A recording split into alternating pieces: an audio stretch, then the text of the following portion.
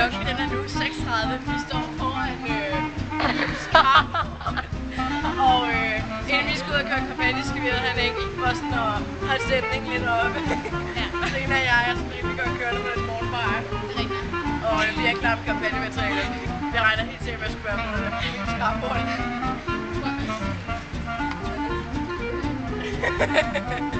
Men jeg er stadig ikke med det.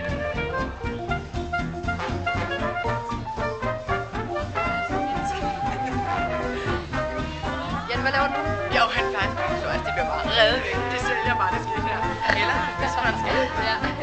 Niklas, er det rigtigt? Du stod tidligt op for det plejer du? Ja. Hvorfor har du gjort det? Så er det.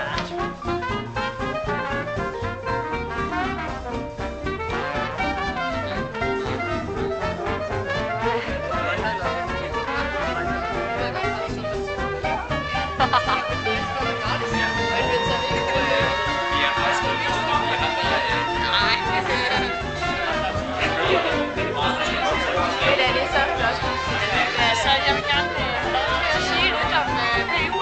Må jeg høre, hvad du har at sige om VU? Det er et super godt butik. Det er her, vi sidder sådan cirka 3 gange om ugen. Det er super godt. Vi kan godt lide øl. Og ja. Vi holder nogle penge ekstra.